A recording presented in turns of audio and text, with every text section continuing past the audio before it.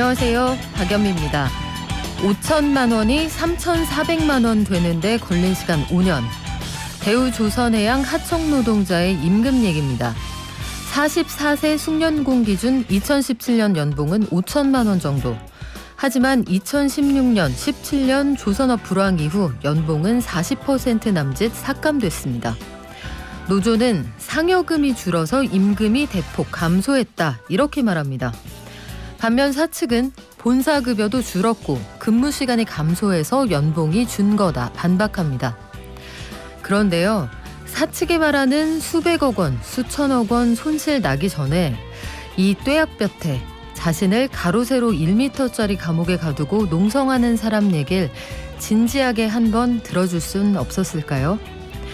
불법, 과격 시위 지적받을 순 있습니다. 약자가 반드시 옳다는 언더도그마도 경계합니다.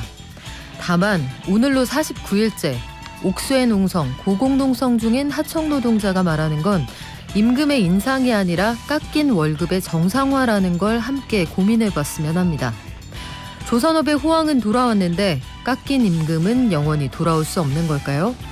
7월 20일 수요일, 여러분은 지금 출근길 경제코치 경제발전소를 듣고 계십니다.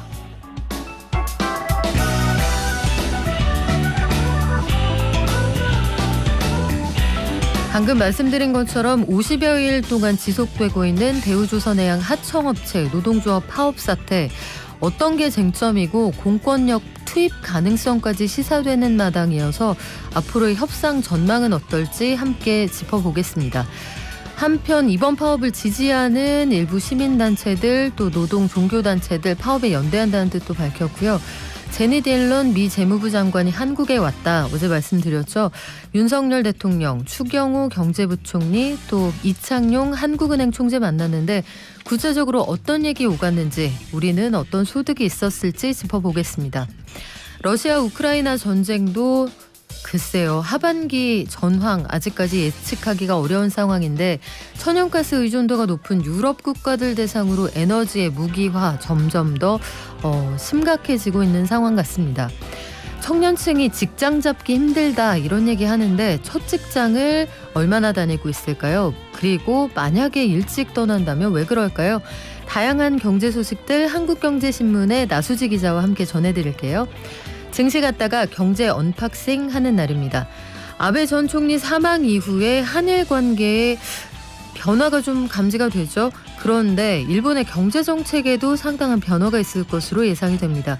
한국외대 일본학과 이창민 교수와 함께 어떤 변화가 예상되는지 저희가 시나리오 함께 써볼게요. 방송 중에 단문 50원, 장문 100원, 샵 0951하고요. TBS 앱, 유튜브도 열어두겠습니다.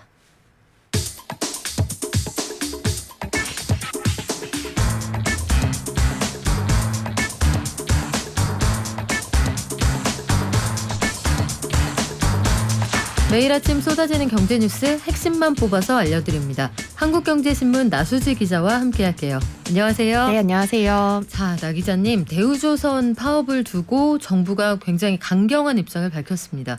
공권력 투입 가능성을 행정안전부 장관은 직접 언급을 했죠. 네, 그렇습니다. 그러니까 이 파업 내용 말씀해 주시긴 했지만 간단히 다시 정리하면 이 지금 대우조선해양 하청 노동자들이 임금을 30% 깎였던 거 다시 올려달라라는 주장을 하면서 지난달 2일부터 파업을 하고 있는데요. 여기에 대해서 어제 윤석열 대통령이 기자들이 이 대우조선 관련해서 공권력 투입도 생각하고 있냐, 투입한다면 언제가 되겠냐 이렇게 물어보니까 국민이나 정부나 다 많이 기다릴 만큼 기다리지 않았나 생각이 든다. 이렇게 얘기를 했거든요. 근데 이거는 공권력이 투입될 수도 있다라는 이야기로 해석이 될 수 있어서 물론 교섭이 진행 중이고 또 민감한 사안이라 당장 공권력을 투입할 것 같지는 않지만 그만큼 좀 상황이 심각해졌다는 신호로 볼 수 있을 것 같습니다. 네, 이 발언 이후에 대통령실에서 해명은 있었습니다. 이게 직접적인 공권력 투입 가능성을 얘기한다라기보다는 극한으로 치닫고 있는 이 상황을 좀 빠르게 타개를 해보겠다. 일종의 그 교섭을 위한 물밑 협상 과정에서 나온 발언이다 이런 얘기도 하는데 노동자들 입장은 삭감된 임금을 원복해달라 이런 내용이잖아요. 사측 입장은 뭡니까? 이게 지금 배 주문이 많이 들어오면서 조선업황이 좀 나아진 건 사실이다. 그런데 이제 회사는 너무 어렵다라는 게 회사의 입장입니다. 그러니까 지난해 1조 7천억 넘는 손실이 났고 올해도 한 5천억 정도 손실을 볼 걸로 예상이 되는데 이게 뭐 주문이 많이 들어온다고 해서 회사에 바로 돈이 들어오는 게 아니니까요. 근데 회사 입장에서의 얘기는 회사가 지금 좋아질만 하니 배 주문을 들어와서 빨리 만들어야 되는데 이게 파업이 벌어지면서 배를 못 만들어서 한 7천억 넘는 손해를 봤다라는 게 회사의 주장이고 만약에 배를 늦게 넘겨주게 되면 지연 배상금도 줘야 되고 또 만약에 납기를 못 맞춘다 그럼 앞으로 누가 우리한테 주문을 주겠냐 뭐 이런 게 회사의 입장입니다. 그래요. 이게 배를 수주를 하면 입금은 배를 넘기는 시점에 되는 거니까 회사 입장도 이해는 됩니다. 그런데 양측 주장이 팽팽한 상황에서 공권력 투입 얘기가 나와요. 제 기억에는 2013년에 박근혜 정부 당시에 코레일 파업 이후에는 공권력 투입이 없었던 것 같은데요. 네, 그렇습니다. 그러니까 근데 이렇게 공권력 투입까지 나왔다는 것 자체가 양측 노사 양측의 합의가 거의 이루어지지 못하고 있다. 그만큼 주장이 팽팽한 상황이다라는 방증이 될 것 같고요. 공권력 투입 얘기가 나오니까 이 뭐 시민 노동 종교 단체도 그러면 우리가 대우조선해양 하천노동자 파업을 지지한다 이런 의미로 희망버스를 만들어서 거제로 가겠다. 이런 얘기도 나왔는데 결국 파업이 어떻게 마무리될 거냐는 이번 주가 관건이 될 전망입니다. 그러니까 대우조선해양 휴가가 23일, 그러니까 이번 주 토요일부터 2주 동안 회사 전체가 쉬는 여름 휴가가 시작되거든요. 그러니까 이 대우조선해양은 법정 공휴일에 좀 근무하는 대신 여름 휴가를 길게 한 2주 동안 가고 이 시기에는 필수 인력 다 빼고 뭐 원하청 직원 2만 명이 출근을 하지 않는데 그러면 텅 빈 현장에 지금 노조만 남게 되는 셈이라 이 노조 입장에서 봐도 어차피 회사가 쉬는데 우리가 일을 놓는다고 해서 일을 놓으면 뭐 교섭 동력이 좀 상실되는 측면도 있고 회사 입장에서도 봐도 휴가 전에 협상을 못하면 휴가 끝날 때 이후에 다시 협상을 해야 되니까 언제까지 길어질지가 알 수 없어서 좀 양측 다 빨리 마무리 짓고 싶어하는 상황이긴 합니다. 그래서 이번 주 내에 양측 다 교섭을 끝내자는 의지가 강하기 때문에 좀 타결까지 주의 깊게 지켜봐야 되는 상황입니다. 네, 오늘 오전 11시에 노사가 다시 한 자리에서 만납니다. 4차까지 지금 교섭이 있었다라고 하는데 아직까지 진전된 소식은 없고요. 다만 현장에 이제 인화물질 같은 것들이 농성 현장에 들어가고 있다고 해요. 이런 것들 주의해야겠고 극단적인 상황으로 가지 않아야 한다는 건 아마 국민들이 한마음으로 생각하는 부분일 겁니다. 네. 자, 제닛 옐런 미국 재무장관이 한국에 와서 우리 경제 수장들 그리고 윤석열 대통령 만났는데 네. 어떤 얘기 나왔습니까? 네, 이 만남에서 가장 큰 관심거리는 이 한미 통화 수합 관련해서 어느 정도까지 이야기가 나올 거냐 하는 거였습니다. 이 한미 통화 수합이라는 거는 우리 정부 외환 보유액이 좀 부족해지는 상황에 대비해서 급하면 미국이 우리 돈을 주면 미국 돈을 바꿔주도록 이 중앙은행끼리 약속을 하는 거를 말하는데요. 그런데 지금 원달러 환율이 굉장히 많이 오른 상태고 요거를 방어하려면 정부가 우리가 가지고 있던 달러를 외환시장에 풀어서 환율을 좀 방어해야 되는데 이렇게 되다 보면 정부가 가지고 있는 외환 보유액이 줄어들 테니 우리가 좀 미국과 통화 수합을 빨리 맺는 게 좋겠다라는 입장인데 이런 상황에서 어제 추경호 부총리가 이 한미 양국이 외환 시장에 관해서 긴밀한 협의를 지속하고 외환 이슈에 대해서 선제적으로 적절히 협력해 나가기로 했다. 이렇게 얘기했는데 이 표현이 직접적이지는 않지만 결국 양국 간 통화 수합을 체결하지 않을까 이런 의미로 시장은 받아들이고 있습니다. 네, 어느 정도 소득이 있었다 이렇게 들린다는 얘기인데 네. 통화 수합이라는 게 우리 입장에서는 일단 급전을 당겨서 쓸 수 있는 달러 마이너스 통장을 하나 여는 거잖아요. 네, 그렇죠. 근데 미국이 자국의 이익에도 부합을 해야 이걸 열어줄 것 같은데 미국은 뭘 얻어갑니까? 일단 한 두 가지 정도가 될 것 같습니다. 첫 번째는 미국이 추진하는 프렌드 쇼어링에 우리가 참여하는 건데요.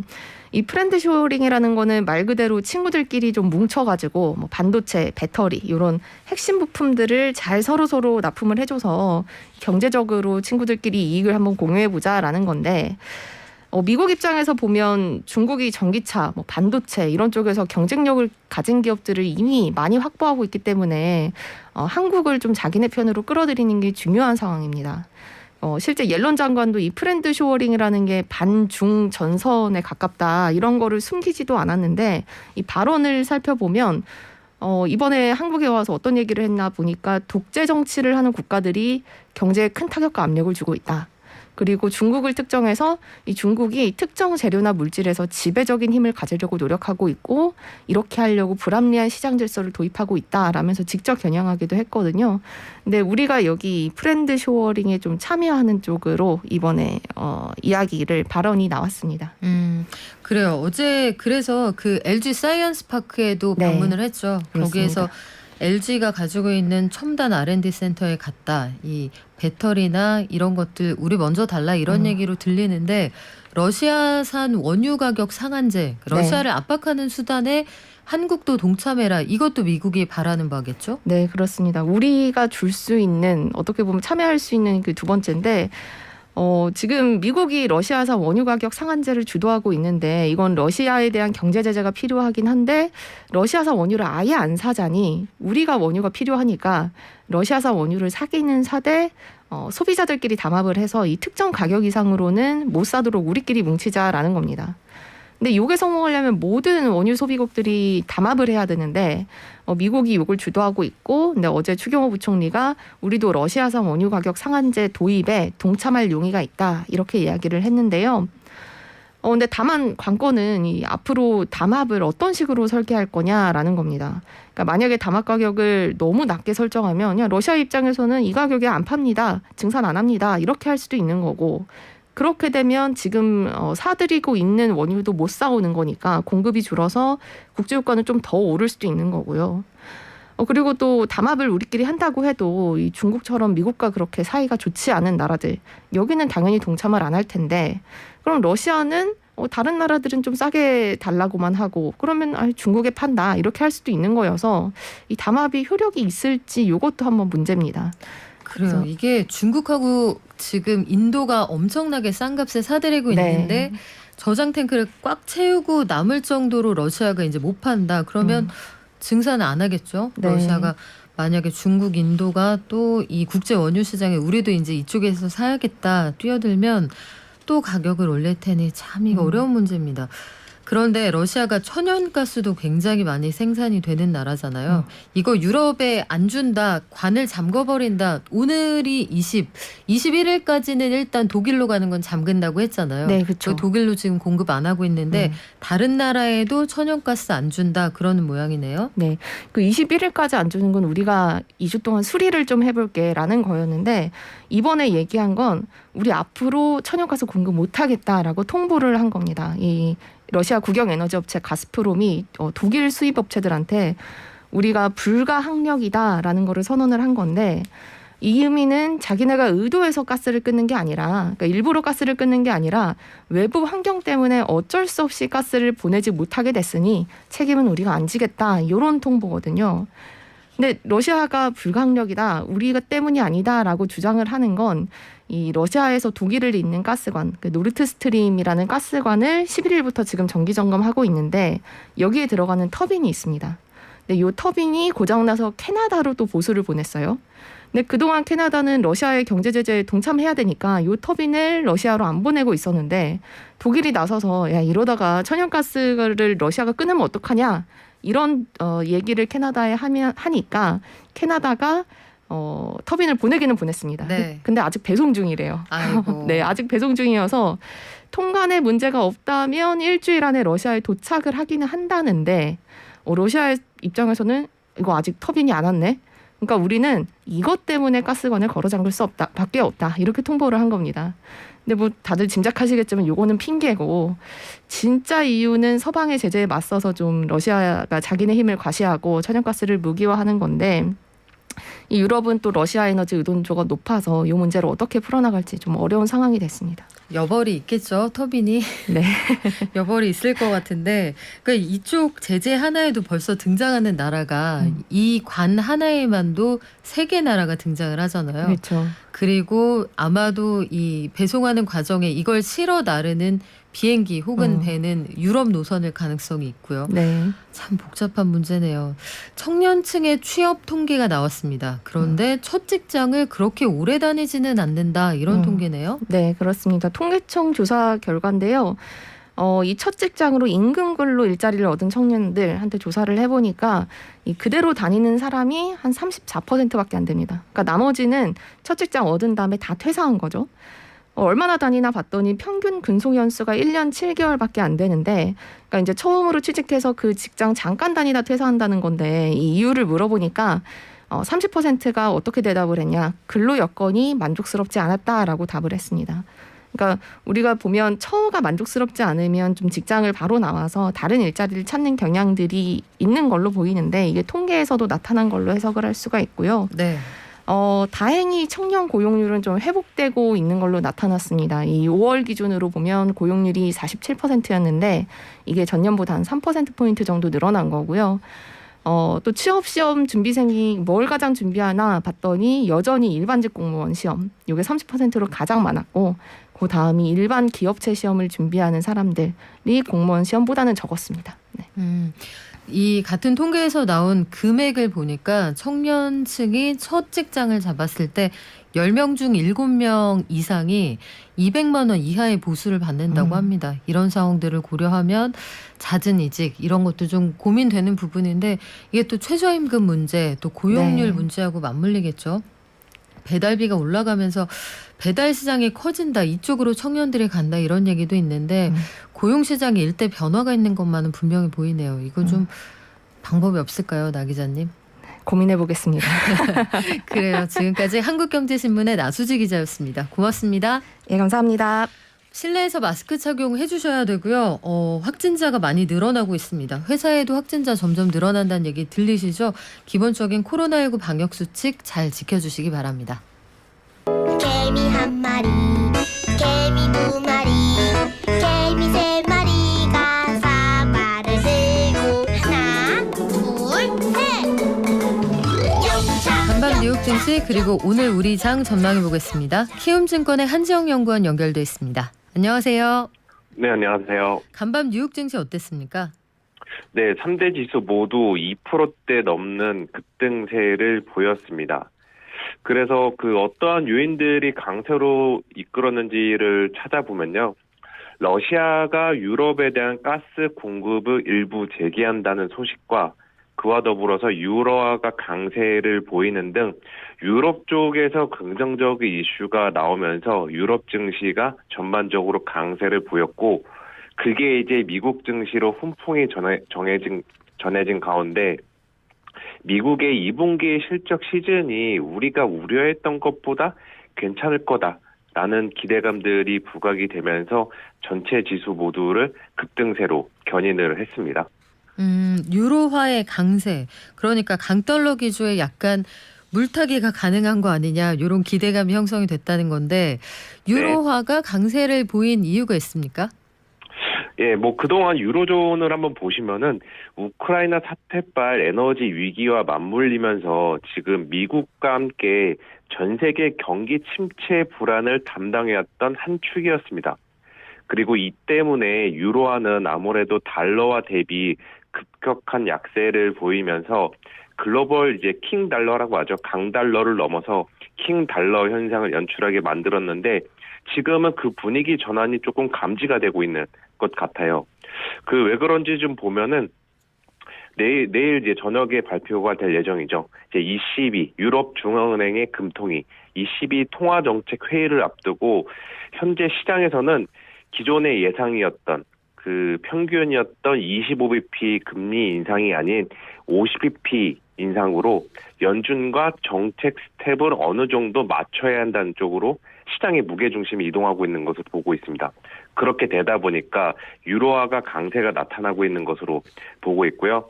물론 지금 유로존 같은 경우 미국에 비해서 경기 전반적인 펀더멘털이 상대적으로 취약한 만큼 성장 그리고 물가 안정 사이에서 미묘한 균형을 잡는 자체가 굉장히 어려운 일이긴 합니다. 하지만 지금은 상황인 만큼, 다시 말해 인플레이션의 모든 것들이 다 종속되어 있는 것, 경제건 금융시장이건 정치건 모든 것이 종속되어 있다는 점을 고려했을 때 ECB 역시 지금 당장은 성장보다는 물가 그리고 환율 안정에 우선순위를 둘 것으로 예상하고 있습니다. 추가적으로 좀 더 말씀을 드리면은 최근에 EU 측에서 러시아에 대한 제재를 일부 완화할 것이라는 관측이 확산되고 있는 가운데 러시아에서는 아까 제가 잠깐 처음에 설명드렸다시피 유럽 내 공급의 약 30%를 담당하는 노르트 스트림 가스관을 내일부터 재가동시키기로 결정했다는 점도 눈에 띄는 상황입니다. 그래서 이렇게 유럽과 러시아의 대륙이 이러한 조치가 직접적인 우크라이나 전쟁의 조기 휴전, 신호탄이라고 보기 힘든 것은 사실이지만 최근까지의 상황들과 정황들을 미뤄 놓고서 추정해 봤을 때 유럽을 둘러싼 경제 및 에너지 위기가 추가적으로 악화되지 않을 가능성이 높다라고 보고 있습니다. 그게 유로화 환율에 반영이 되면서 최근에 유로화가 강세를 보이고 있고 지금 우리나라 시장에서도 이러한 유로화 강세에 힘입어서 원달러 환율이 전일 대비 10원 정도 하락하고 있는 이러한 흐름을 보이고 있는 것으로 이해를 하시면 될 것 같습니다. 네, 종전 같으면 환율이 하루에 10원이 움직인다. 이거 엄청난 뉴스인데 요즘은 워낙 급등을 하다 보니 10원이 하루 만에 빠질 수도 있다. 참 세상이 달라졌다는 생각이 드는데 글로벌 펀드 매니저들 대상으로 설문조사를 했는데 지금 체감 위기 수준이 2008년 세계 금융위기 때보다 높다. 이런 결과가 나왔습니까? 네, 맞습니다. 왜 그러냐면 어떻게 보면 그냥 인지상정일 수도 있을 것 같아요.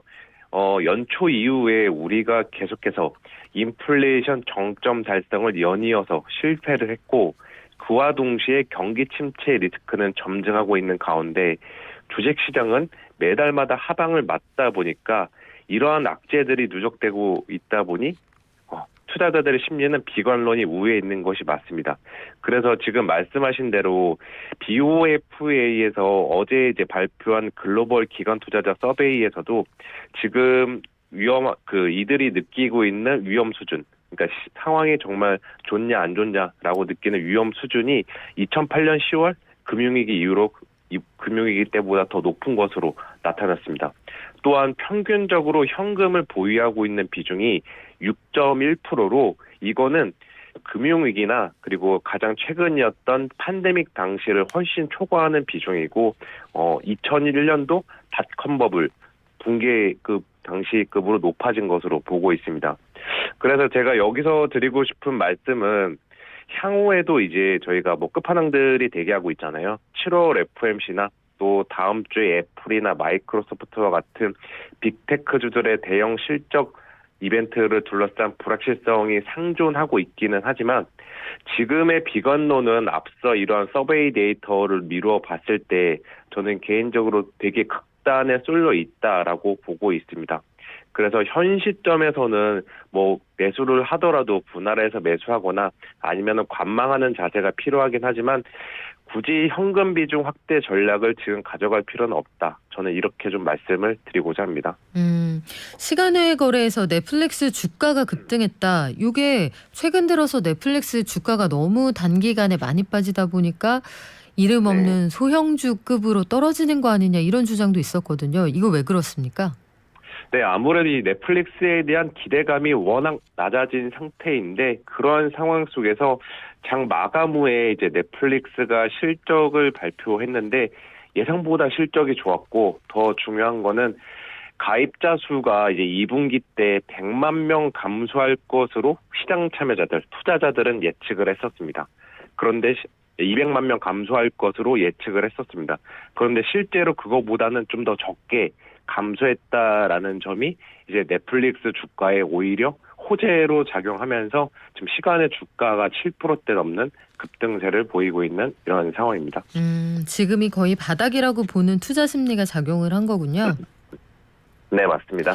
국내로 가볼게요. 이제 옐런 재무장관이 한국에 와서 우리 경제수장들 만났었고 환율과 관련해서 통화스와프 얘기도 했는데 물론 계약 주체는 재무부가 아닙니다만 성과가 어느 정도 있었다고 봐야 됩니까? 어떻습니까? 그냥 가시적인 실제적인 눈에 보이는 성과보다는 어느 정도 상징적인 좀 결과만 좀 남겼다라고 보시면 될 것 같아요. 그래서 양국 재무장관과 이제 회의 직후 발표한 자료에 따르면은 지금 최근에 이제 원달러 환율 변동성은 증가했지만 한국 내 외화 유동성 상황은 과거 위기 시와는 달리 여전히 양호하고 안정적이라고 진단을 했습니다. 그리고 혹시 모를 사태에 대비해서 필요시 유동성 공급 장치 등 다양한 협력 방안을 실행할 여력이 있다는데 이 둘 다 인식을 공유했다는 점에 좀 주목해 보시면 될 것 같습니다.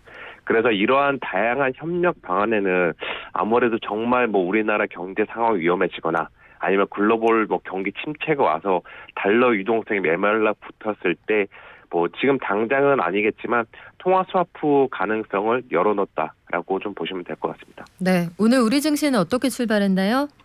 네, 미국 증시 강세 그리고 미국에서 필라델피아 반도체 지수라고 반도체 업종들을 모아놓은 지수가 이제 4%대 넘는 급등세를 보인 영향에 힘입어서 지금 코스피는 삼성전자, SK 하이닉스 등 대형주를 중심으로 현재 1.5%대 급등세를 보이고 있고요.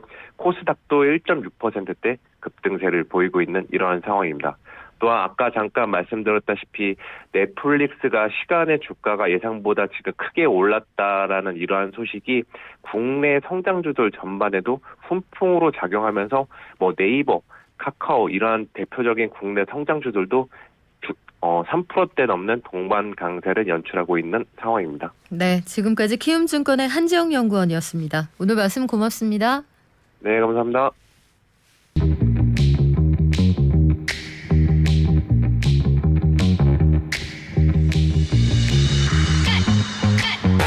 아베 전 총리 사망 이후에 그동안 고수해왔던 아베 스타일의 경제정책이 좀 달라질 거다 이런 전망이 많습니다.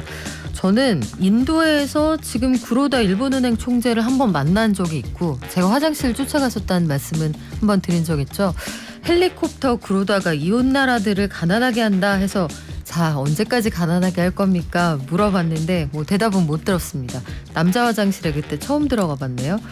그리고 아베 총리 생전에 G20 정상회의 때 스쳐 지나간 적이 있습니다. 두 사람의 캐릭터를 종합하자면 참 강경하다. 제 느낌은 그랬거든요. 그런데 이 두 사람이 만들어 놓았던 아베식의 경제 정책 골간이 좀 달라질 거라는 전망이 있어요.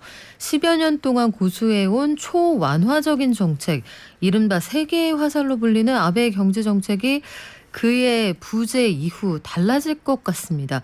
구체적으로 앞으로 일본 경제가 어떻게 될지, 이게 우리한테는 어떤 영향을 미칠지 한국외대 일본학과의 이창민 교수에게 들어보겠습니다. 안녕하세요. 네, 안녕하십니까. 교수님, 세계의 화살로 불리는 아베의 경제정책, 이거 예전에 금융위기 당시에 생각해보면 정말 기사 많이 썼거든요. 당시 아베 총리가 이 구상했던 이 정책의 목표는 뭡니까? 예, 우리가 일본 경제 과거 30년을 조금 회상을 해볼 필요가 있을 것 같은데요. 이 일본 경제가 이제 버블이 붕괴된 게 90년, 91년 무렵이죠. 이제 본격적인 경기 침체가 92년 정도부터 시작됐다고 볼 수 있는데, 이 92년부터 아베노믹스가 시작된 게 이제 2012년 12월이니까 한 20년 동안의 경제 성장률을 보면 연평균 1인당 GDP 증가율이 0.6%였습니다.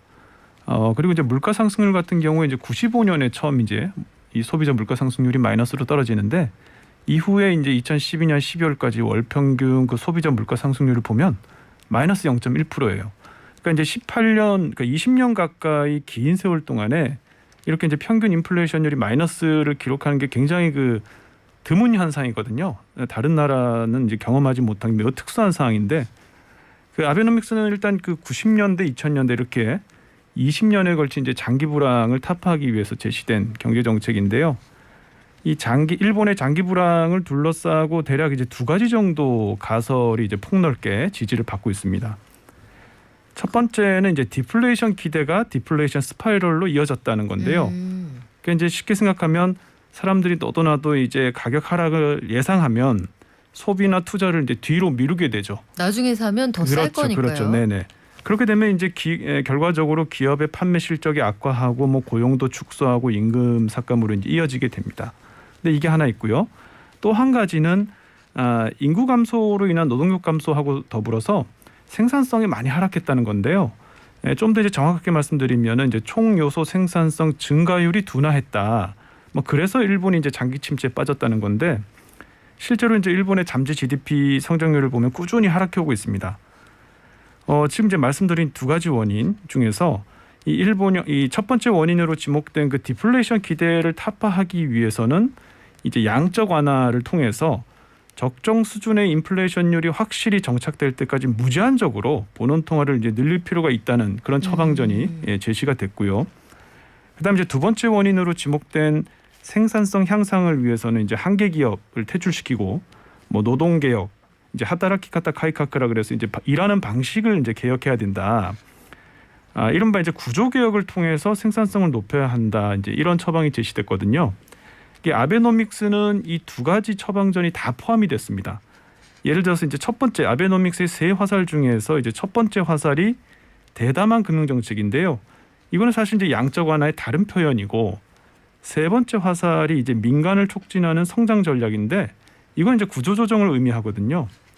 그다음 이제 두 번째 화살이 기동적인 재정 정책인데 사실 이제 지금까지 일본의 역대 정부가 이 재정 건전화에 사실은 발목이 잡혀 있었어요.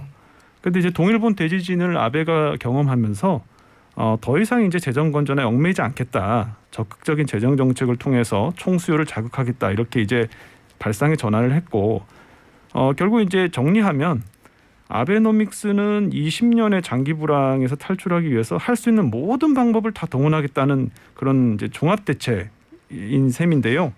그러면서 이제 제시된 수치 목표가 소비자 물가 상승률 2%, 명목 성장률 3%, 실질 성장률 1% 뭐 이런 목표를 내세우게 됩니다. 네, 지금하고는 완전히 다른 상황이네요. 지금은 인플레이션이 스파이럴을 만들 수 있다 해서 웨이지 스파이럴 이런 얘기까지 나오고 있는 상황인데 상황이 그때는 어떻게든 우리가 물가를 2%까지 올라가게 해보겠습니다. 이런 시절이었습니다. 사실 우리도 생각해 보면요. 한국은행이 타깃으로 삼고 있는 그 관리 목표 범위 하단에도 못 미친다는 비판이 불과 몇 년 전까지 있었습니다. 그래서 이 아베노믹스 세 개의 화살이 일본 경제의 잃어버린 20년을 되찾는데 어느 정도 역할을 했습니까? 예, 지금 이제 우리가 아베노믹스 효과를 이야기할 때 항상 그 이야기되는 게 엔저하고 주가 회복 그리고 이제 고용 지표 개선입니다. 네. 근데 이 세 가지는 지금도 사실 성적이 나쁘지 않아요. 엔저는 뭐 말할 것도 없고요. 주가도 아베노믹스 실시 직전에 비해서 지금 3배 가까이 상승해 있습니다. 지금 글로벌 증시가 굉장히 좋지 않음에도 불구하고 의외로 이제 일본 증시는 좀 선방을 하고 있는 상황이고 완전 실업률 같은 경우 지금 5월 기준 올해 5월 기준 보니까 2.6%인데요. 우리가 보통 이제 3% 정도를 완전 고용 수준이라고 하니까 사실 이제 일본은 2013년 정도부터 사실상 완전 고용 수준을 계속 유지하고 있거든요.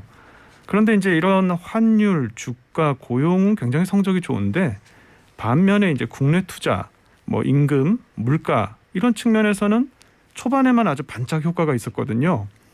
더 정확하게 말씀드리면 2014년 4월에 이제 소비세 증세가 한 번 있습니다. 네. 5%에서 8%로 올랐는데 이 소비세 증세를 단행하면서 뭐 회복됐던 소비도 다시 이제 다 하락하고 원점으로 돌아가고 물가 상승률도 결과는 목표치에서 멀어졌어요. 결과적으로 이 아베노믹스 경기가 이제 71개월간 호황이었다라고 얘기가 되고 있는데 그 성적표를 좀 보면 아까 제가 이제 아베노믹스 목표가 소비자 물가 상승률 2%, 명목 성장률 3%, 실질 성장률 2% 이렇다고 말씀드렸는데 결과적으로 물가 상승률은 0.89%, 네, 명목 성장률은 1.61%, 네. 실질 성장률 0.85%, 전부 다 이제 목표치 딱 절반 정도씩만 달성이 이제 됐습니다. 사실 이제 이 아베노믹스가 이제 당초 기대에 미치지 못한 거는 버블이 붕괴한 다음에 한 30년 동안 일본 경제 체질이 완전히 바뀌었거든요. 이 90년대 이제 전 세계적인 IT 투자 붐 속에서 일본만 이제 홀로 뒤처졌죠. 그러면서 생산성 저하와 자본 수익률 저하를 피해서 기업들이 다 해외로 진출을 했어요. 근데 그 결과 지금 보면 환율하고 수출의 연관성이 거의 없어졌거든요. 네. 그러니까 엔저가 됐다 그래서 수출이 늘지 않아요. 도움이 별로 안 되는 거예요. 그렇죠. 이제 물론 이제 수출 기업들한테는 도움이 뭐 일부 되겠지만 예전처럼 이제 수출해서 돈 버는 나라가 아니고 예전에는 지금 이제 공식이 있었잖아요. 환율이 그렇죠. 뭐 얼마가 되면은 네네네. 기계적으로 얼마가 이익. 그렇죠. 그게 근데 더 이제 이상 통용이 안 되는 거예요. 지금은 해외 생산 수출 거점을 마련해서 거기서 생산해서 거기서 이제 뭐 소비하고 수출하다 보니까 수출하고 연관성이 희박해지고 그다음에 이제 기업들이 쉽게 N저로 N 차익을 얻게 됩니다. 그러니까 예전에 뭐 수출 기업이 됐든 현지 생산 기업이 됐든 1달러짜리 물건을 팔면 1달러에 100엔이던 시대에는 100엔만큼의 영업이익이 발생하는데 1달러 130엔이 되니까 아무런 노력을 하지 않아도 130엔의 영업이익이 생기는 거죠. 그냥 환차익을 얻는 그렇죠. 거죠. 네. 그 상태에서 그거를 국내로 가지고 오는 게 아니고 그대로 가지고 있거나 아니면 해외에 다시 재투자를 하거든요. 결국에 이제 기업들의 영업이익은 굉장히 개선됐는데 해외 공장이 있다 보니까 국내는 투자를 하지도 않고 그렇다 보니까 이제 국내 노동자 임금 상승으로도 연결이 안 됩니다. 결국에는 이제 국내는 설비 투자가 없고 임금 상승도 없고 소비 회복이 없는 산무 경기. 그래서 저는 이거를 수치상으로는 호황이지만 피부로 이제 온기를 느낄 수 없다 그래서 이제 낮을 젖자를 써서 저온 호황이라고 표현하거든요. 저온 호황. 네네. 지금 이 저온 호황이 일본 경제 어떤 새로운 균형점이 됐다 이렇게 봐야 될 것 같습니다. 참 그 묘하면서도 확 와닿는 단어네요. 그러니까 아무 문제가 없고 수치상으로 괜찮아 보이는데 실질적으로 그 나라 경제 활력이 하나도 없다는 얘기잖아요. 네네. 약간 곤약 같은 경제랄까요? 네, 그런 상황인데 저는 교수님 질문 있어요. 돈을 그렇게 오랫동안 정말 풀어댔잖아요. 그 한동안은 그냥 현금을 주기도 하고 쿠폰을 주기도 하고 여러 가지로 현금 살포하는 정책을 쓰기도 했는데 어떻게 이렇게 물가가 멀쩡합니까? 지금 사실 이제 수출 물가 같은 경우는 이제 많이 이제 지금 큰 폭으로 상승을 하고 있고요. 네. 최근에 보면은 이제 수출 물가는 많이 이제 올랐는데 지금 보니까 5월 그 소비자 물가 상승률 보니까 전년 동기 대비 2.5%예요. 그러니까 다른 나라에 비해서 상대적으로 굉장히 낮은 그렇죠. 편이죠. 미국 같은 경우 이번에 뭐 8% 9%라고 이렇게 발표했는데 다들 그 정도만 됐으면 아마 대부분의 선진국들이 그렇게 생각할 텐데요. 네네. 근데 지금 일본 같은 경우는 수입 물가는 지금 폭등하고 있습니다. 근데 그것이 이제 소비자 물가, 최종 소비자들 그 물가까지는 이제 반영이 좀 덜 되고 있는 게 이 기업들이 물가를 제품 가격을 올렸는데 굉장히 좀 거부감이 있어요. 그 소비자들이 지난 30년 동안 디플레이션 상황에서 낮은 가격에 익숙해 있다 보니까 이 가격을 올리는 거에 대해서 굉장히 그 거부감이 있어서 그 얘기는 곧 지금 이제 내수 중심의 기업들의 이익이 축소되고 있다는 뜻이거든요. 그러니까 기업이 이제 압박을 받고 있는 상황이죠. 그래서 언젠가는 올려야 될 것이고 지금 소비자 물가는 조금씩 계속 이제 오르고 있는 상황이긴 합니다. 일본이 수출 많이 한다. 우리가 전통적으로 그렇게 알고 있지만 사실은 내수를 중심으로 돌아가는 경제잖아요. 그러니까 인구가 1억 명 정도 되면 그게 가능하다라고 하는데 사람들이 안 살까 봐 값을 못 올린다. 결국 그 얘기네요. 그렇죠. 네. 지금 이제 기업들 같은 경우는 지금 이제 우리도 이제 그러잖아요. 그 물가가 오르면은 가격은 올리지 않고 안에 있는 내용물 그람수를 좀 줄인다든지 그렇죠. 네, 이런 식으로 대응하는데 지금 그 이제 슈링크플레이션이라고 하더라고요. 그렇죠. 쪼그라뜨려서 값은 안 올리는데 네네. 양을 줄여버리는 거죠. 네네. 지금 이제 일본 기업들이 지금 이제 고물가를 그런 식으로 이제 충격을 지금 흡수하고 있는 상황이고 그래서 이제 소비자 물가 상승률은 다른 나라에 비해서 그렇게 높지 않은 편인데 근데 결국에는 이건 이제 반영을 할 수밖에 없고 아마도 지금 2.5%인데 한 2.8%, 3% 가까이 이렇게 되지 않겠느냐라는 시나리오들도 나오고 있거든요. 예. 그렇군요. 제가 그래서 오늘 교수님 말씀 들으니까 좀 납득이 되는 게 바로 6월에 이제 일본에 파견이 된 한 기자 얘기를 들어보니까 도쿄의 정말 중심가인데도 아직까지 점심에 8,000원에서 7,500원 사이면 먹을 만한 밥을 찾을 수가 있다는 거예요. 그런데 우리나라에서 8,000원에서 7,500원 사이에서 지금 시내 중심가에서 먹을 수 있는 한상 차림 찾기 어렵거든요. 이게 왜 가능한가 생각을 해보니까 충분히 가격을 전가하지 못하는 상황이다. 그러면 첫 번째 화살, 세계의 화살 중에서 윤전기를 돌려라 이렇게 정리가 됐던 일본식 양적 완화 정책은 결국 지금 일본 경제에 어떤 영향을 미친다고 볼 수 있습니까? 예, 뭐 아까도 말씀드렸습니다만 이제 10년 동안 일본은행이 계속 돈 풀기를 해오면서 해외 진출해 있는 기업들 그리고 이제 수출 기업들에게는 쉽게 이제 한 차익을 얻게 해서 기업의 영업이익이 굉장히 개선이 많이 됐습니다. 근데 이제 이게 국내 투자나 임금 상승으로는 잘 연결이 이제 안 됐죠. 그런 상황에서 이제 지난 3월 이후 이제 미국이 수차례에 걸쳐서 큰 폭의 금리 인상을 단행했잖아요. 그렇지만 이제 지금 일본은 여전히 마이너스 금리를 유지하고 네. 있기 때문에 금리 차이가 이제 점점점 더 벌어지면서 일본의 엔이 정말 이제 역사적인 엔저 기록을 계속 갱신하고 있는데 제가 여기 오기 전에 확인해 보니까 지금 1달러 한 138엔대 좀 되는데요.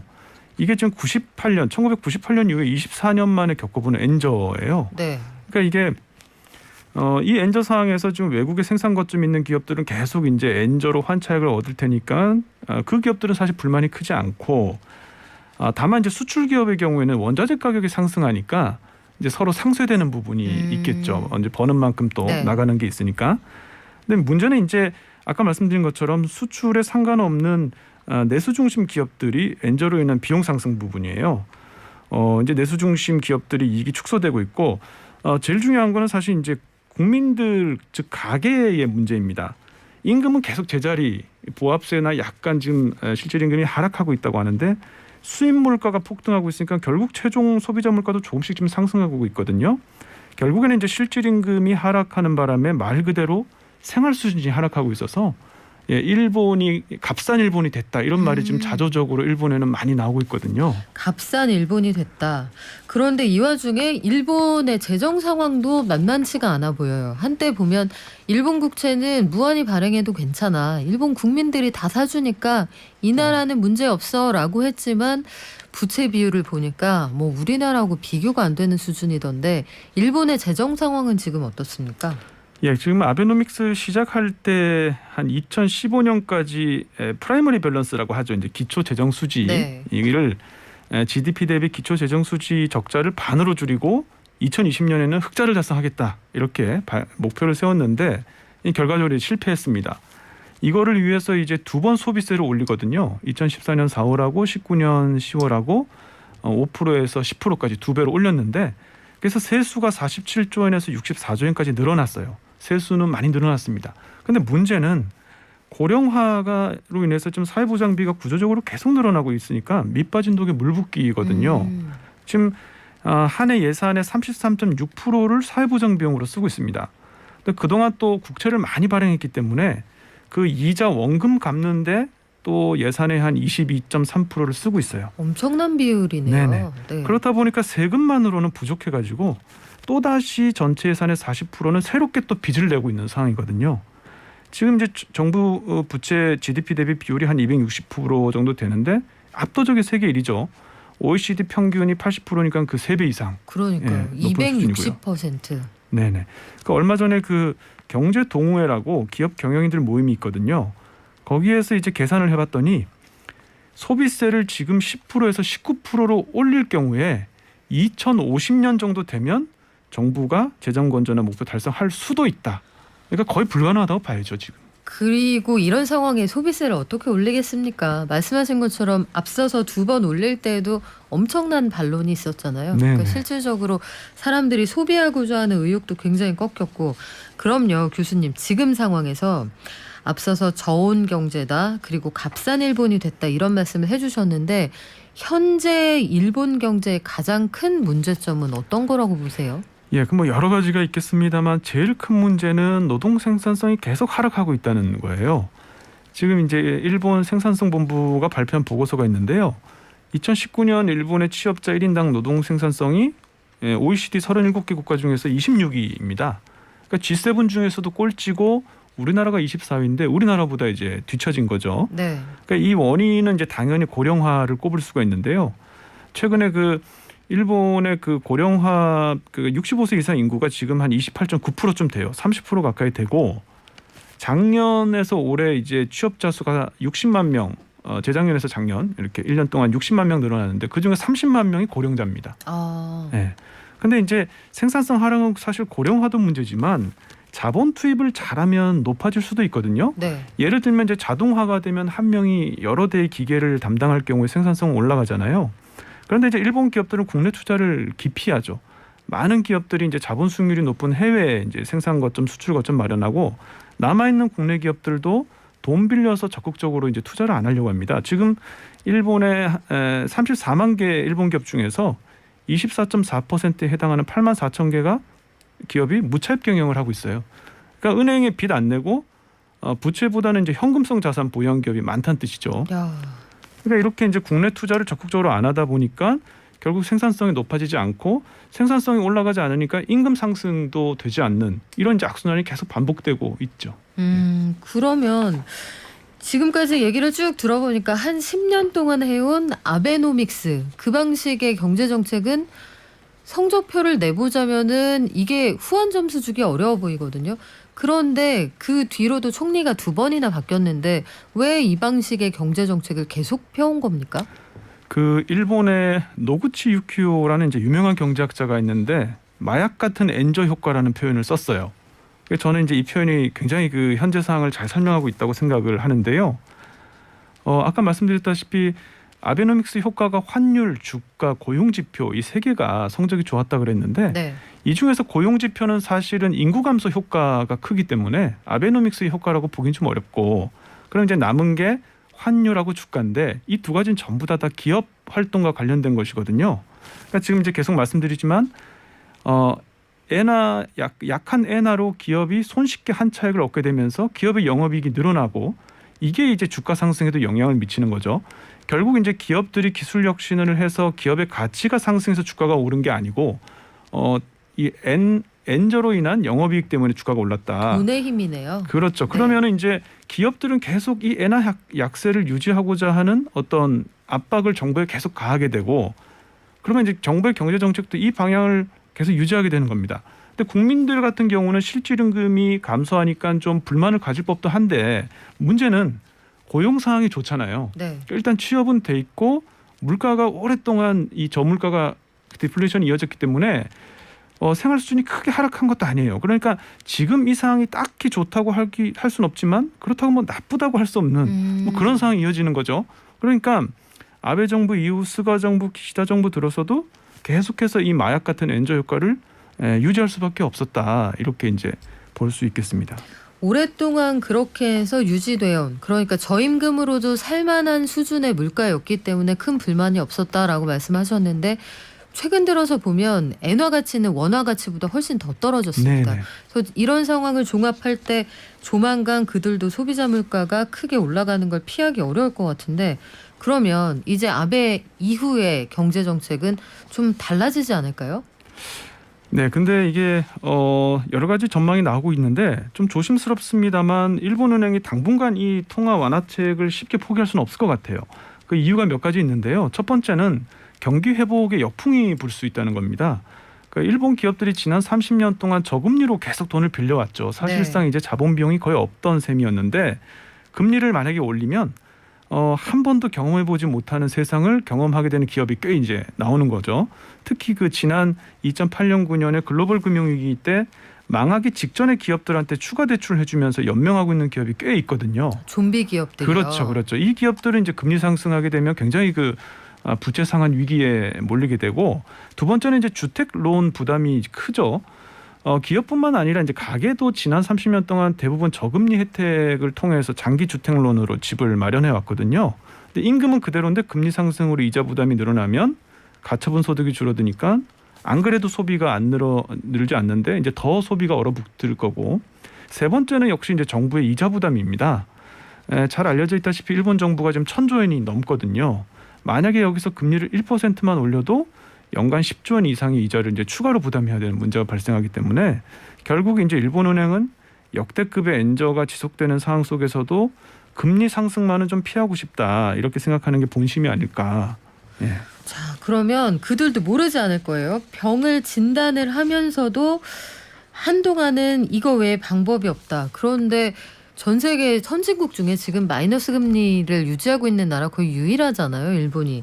이런 상황에서 내년 4월에 이 구로다 총재, 헬리콥터 구로다로 불렸던 이 일본은행 총재가 임기가 끝납니다. 그런데 이 와중에 추가 통화 부양책을 주저하지 않겠다. 지금 교수님 말씀하신 네네. 그것하고 맥락이 닿는 것 같은데 향후에 이분이 이제 임기 끝나고 나갔어요. 아베가 가지고 있었던 경제정책의 행동대장 역할을 했던 사람이 바뀐다. 그 이후에는 새로운 후보가 등장을 하면 좀 변화의 가능성이 있지 않을까요? 네, 그 아베 경제 정책하고 기시다 경제 정책 제일 큰 부분이 다른 게 뭐냐면 성장이냐 분배냐거든요. 근데 기시다 총리는 취임 초기부터 이 아베노믹스가 빈부격차를 확대했기 때문에 네. 자기는 이제 분배를 강하겠다 그 이야기를 계속 해왔습니다. 근데 이제 기시다 총리가 작년 10월에 취임할 때 금융소득과세를 강화하겠다는 계획을 한번 발표했었거든요. 그러니까 이제 주식의 배당금이나 양도 차익에 대해서 세율을 대폭 올려서 분배를 강화하겠다는 건데 이게 이제 기시다 총리의 이제 기시다 쇼크라고 불리면서 네. 이 일본의 그 니케이 지수가 폭락을 했어요. 그래서 이제 한 발 물러서면서 앞으로 논의는 계속하겠다 이렇게 끝나긴 했는데 결국 이제 기시다 총리가 얘기하는 분배 강화 핵심이 이제 증세라는 게 이제 명확해졌죠. 결국 이제 이번 참의원에서 여당이 압승을 거두고 2025년까지 큰 선거가 없기 때문에 안정적인 국정 운영이 가능하다고 보면 말씀하신 대로 이제 구로다 총재가 내년 4월에 이제 끝나면 아마 4월까지는 이 금융 완화를 지속하면서 분배를 강화할 수 있는 어떤 증세안을 모색하는 그런 형태가 될 것 같고요. 다만 이제 수입 물가 상승하고 엔화 가치 하락 때문에 국민들이 굉장히 생활고를 겪고 있기 네. 때문에 이 부분에 대해서 내년 4월에 쿠로다 총재 임기가 끝나면서 신임 총재 임명하면서 아마도 방향 전환을 위한 그런 숙고에 아마 들어가지 않을까 싶지는 않겠지만 고민은 할 겁니다. 일단 네. 하나씩 시장에 던져볼 텐데 자 마지막으로 엔저가 그래서 약간 완화가 된다. 이게 우리 경제엔 어떤 영향을 줍니까? 저는 이제 사실은 엔저를 일본이 이제 금리를 올릴 것이다라고 하는 거 가능성은 크지 않다고 보는데요. 만에 하나 그렇게 네. 된다고 보면 근데 이제 금리를 올린다고 해도 자 줄여볼까요, 교수님? 예. 뭐 일본이 뭐 빅스텝이나 자이언트 스텝을 할 가능성은 네. 없잖아요. 큰 결국엔 영향 이제 없다. 그러면 지금도 사실은 엔화 약세될 때 원화도 같이 절하되면서 수출 기업한테 영향이 네. 제한적이거든요. 앞으로도 바뀌어도 제한적일 거라고 생각합니다. 그렇다고 합니다. 지금까지 한국외대 일본어학과 이창민 교수였고요. 저는 내일 올게요. 발전.